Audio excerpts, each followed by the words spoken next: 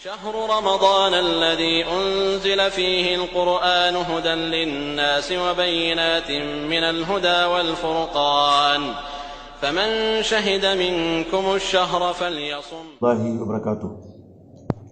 إن الحمد لله والصلاة والسلام على رسول الله وبعد. محترم حاضرین، سلسلے دروس رمضان کا آج یہ 10واں درس ہے، اور اس درس میں ہم یہ جانیں گے کہ رمضان المبارک کی جہاں یہ فضیلت ہے، اس مہینے کے روزے اللہ رب العزت نے اپنے بندوں پہ فرض کیے ہیں، اور یہ تمام مہینوں میں اس کی یہ خصوصیت ہے، وہیں ایک اور خصوصیت اس ماہ مبارک کو حاصل ہے، اور وہ یہ ہے کہ یہ مہینہ نزول قرآن کا مہینہ ہے۔ اسی ماہ مبارک میں اللہ رب العزت نے لوح محفوظ سے آسمان دنیا پر قرآن مجید کو بیک وقت نازل فرمایا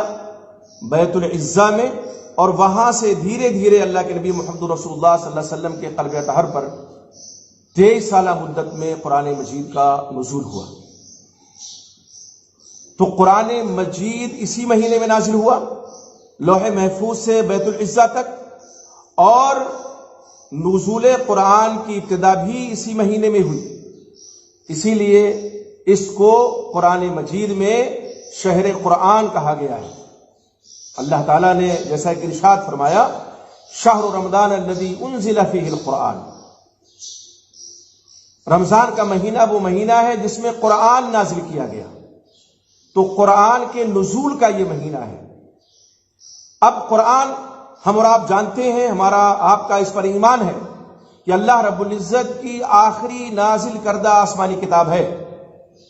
قرآن مجید کے نزول کے بعد تمام آسمانی کتابیں منسوخ ہو گئیں۔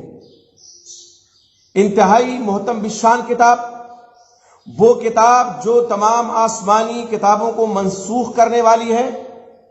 وہ کتاب کی جس کے بارے میں اللہ کے نبی محمد رسول اللہ صلی اللہ علیہ وسلم نے فرمایا،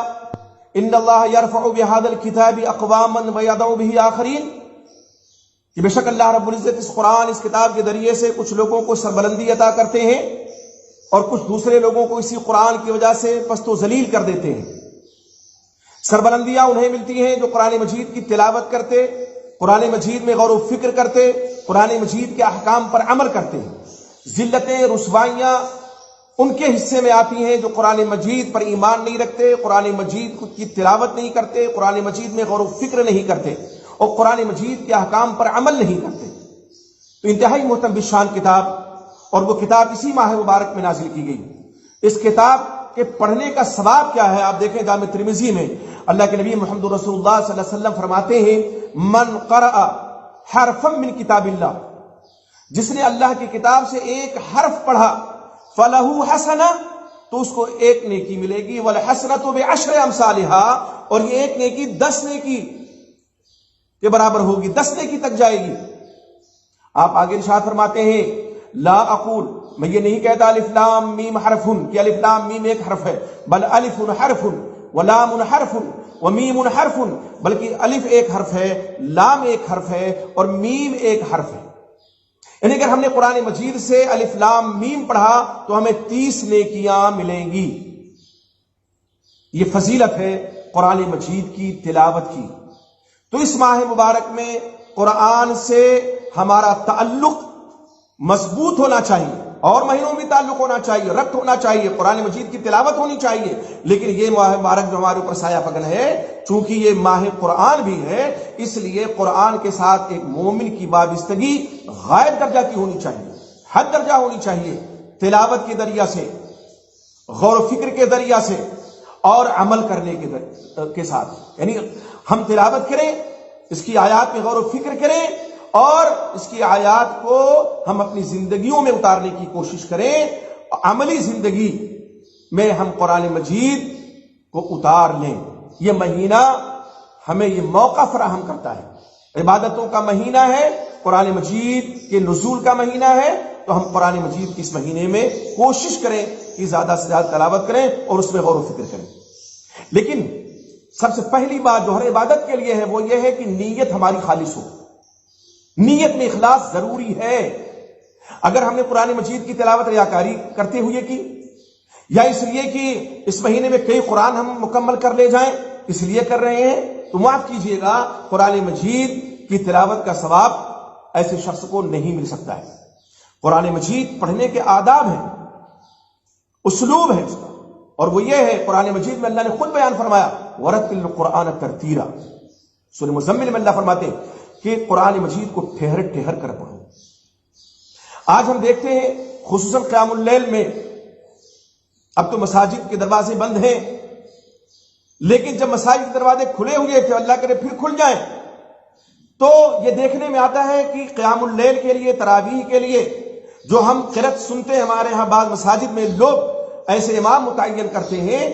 جن کی سپیڈ بہت زیادہ ہوتی ہے، وہ حافظ قرآن ہیں، وہ قاری قرآن ہیں، لیکن قرآن مجید کی تلاوت کس انداز میں ہونی چاہیے انہیں پتہ نہیں ہے، یا تو انہیں پتہ نہیں ہے یا مقتدیوں کا اتنا زور ہوتا ہے کہ 3 دن میں قرآن مکمل کرنا ہے، 5 دن میں قرآن ختم کرنا ہے۔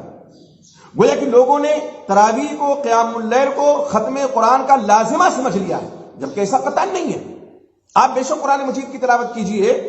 اور ایک سہولت ہے کہ پورا مکمل قرآن پورے مہینے میں ہو جائے، ہم امام صاحب سے سنیں، لیکن اس کا ہرگز یہ مطلب نہیں ہے کہ اسپیڈ اتنی زیادہ ہو کہ یعلمون تعلمون کے علاوہ کچھ پتہ ہی نہ چلے کہ امام صاحب نے کیا پڑھا ہے، خود امام صاحب کو پتہ نہیں کہ وہ کیا پڑھ رہے ہیں۔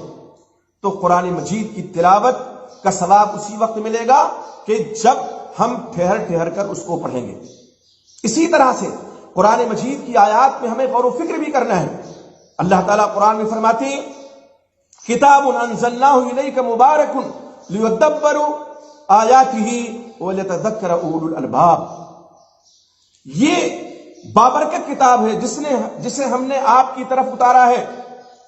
اور اس لیے نازل فرمایا ہے کہ لوگ اس کی آیتوں میں غور و فکر کریں، لیدبروا آیاتہ، غور و فکر کریں اور اس سے لوگ نصیحت پکڑیں۔ کون؟ عقل مند لوگ، بولے تذکر اولو الالباب، عقل مند لوگ اس سے نصیحت پکڑیں۔ قرآن نصیحت کی کتاب، قرآن ہدایت کی کتاب، قرآن حکمت کی کتاب، اور یہ حکمت، یہ نصیحت اور یہ موعظت ہمیں اسی وقت مل سکتی ہے جب ہم قرآن مجید میں غور و فکر کریں گے۔ قرآن کی تلاوت تو ضروری ہے ہی، اس کے ساتھ ساتھ یہ بھی ہے کہ ہم اس مہینے میں قرآن مجید میں غور و فکر کریں، اور غور و فکر کے ساتھ ہم قرآن مجید کی تلاوت کریں۔ آپ یقین جانیے اگر ہم یہ ابتدا اس مہینے سے کر دیں کہ قرآن مجید ہم کھولیں، سامنے رکھیں، اور قرآن مجید کے معانی کا ترجمہ اور معتبر تفسیر سلف صالحین سے جو تفسیر ثابت ہے، جس میں عقیدے کی جس تفسیر میں خامیاں نہ ہو، جس میں بے جا تعویلات نہ ہو، وہ تفسیر ہم سامنے رکھیں۔ اور بہتر تو یہ ہے کہ ہمارے گھر میں کوئی عالم ہے، کوئی طالب علم ہے، قرآن مجید کا جانکار ہے، قرآن مجید کے احکام کو سمجھتا ہے، ہم اس کے سامنے قرآن پڑھیں، یا وہ ہمارے سامنے قرآن پڑھیں اور قرآن کو ہم سمجھنے کی کوشش کریں۔ اور اگر ایسا نہیں ہے تو جو تفاسیر موجود ہیں وہ کسی بھی زبان میں معتبر تفسیر کو سامنے رکھیں، اگرچہ کم پڑھیں لیکن جو کچھ پڑھیں ہم اس کو اپنے دل کے نہا خانے میں اتاریں اور اس پر عمل کرنے کی کوشش کریں، تب تو یقیناً یہ ماہ مبارک اپنی تمام تر سعادتوں کے ساتھ ہمارے اوپر سایہ فکن رہے گا، اور ہم قرآن مجید کی تلاوت سے جو ثواب حاصل کریں گے تو اس پر عمل کر کے ہم اللہ رب العزت کی رضا حاصل کر لیں گے اور اس سے لطف اندوز بھی ہو جائیں گے۔ تو قرآن مجید میں غور و فکر بھی ضروری ہے۔ قرآن میں اللہ تعالیٰ نے دوسری جگہ فرمایا افلا یتدبرون القرآن ام علی قلوب اقفالها، کہ قرآن مجید میں یہ غور و فکر کیوں نہیں کرتے، کہیں ان کے دلوں پہ تالے تو نہیں پڑے ہوئے ہیں؟ کتنے لوگ ہیں یہ مہینہ آتا ہے قرآن کا، رمضان کا یہ مہینہ، روزوں کا یہ مہینہ ایسے ہی گزار دیتے ہیں، قرآن پڑھے ہوئے ہیں، اور اگر نہیں پڑھے ہیں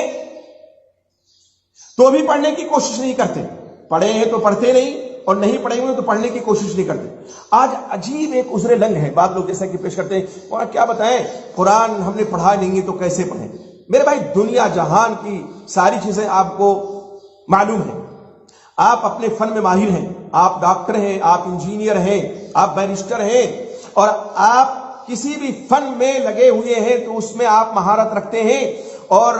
اگر ابھی کبھی بات آ جائے عقل مندی دانش مندی کی تو کتنے ایسے لوگ ہیں جو قرآن کو پڑھنا نہیں جانتے لیکن یہ سمجھتے ہیں کہ ان سے بڑا کوئی دانش مند نہیں ہے، لیکن وہ عذر لنگ پیش کرتے ہیں میں قرآن نہیں آتا۔ کیوں نہیں آتا آپ کو قرآن پڑھنا؟ آپ نے کوشش کب کی؟ کتنی ایسی مثالیں ہیں کہ بڑے بڑھاپے کو انہیں پہنچ کر کے اللہ ان کو توفیق دی تو انہوں نے قرآن مجید کو پڑھا سیکھا۔ تو اس لیے ضروری ہے کہ یہ مہینہ اللہ نے عطا فرمایا ہے، ابھی تک اگر ہم غفلت میں تھے یا ہمارے وہ لوگ غفلت میں تھے جو قرآن نہیں پڑھے ہوئے ہیں تو اس مہینے میں قرآن کو پڑھیں، اس کو پڑھنا سیکھیں، اس پر عمل کرنا سیکھیں۔ اللہ سے دعا کیجیے کہ اللہ رب العزت اس ماہ مبارک میں ہمیں زیادہ سے زیادہ قرآن مجید کی تلاوت کرنے کی، اس پر غور و فکر کرنے کی توفیق عطا فرمائے۔ یہ 10واں درس ہے اس تعلق سے، اور انشاءاللہ اگلا درس بھی قرآن ہی کے موضوع پر تھوڑا سا ہوگا انشاءاللہ۔ اللہ سے دعا ہے کہ اللہ تعالی ہمیں صاحب قرآن بنائے۔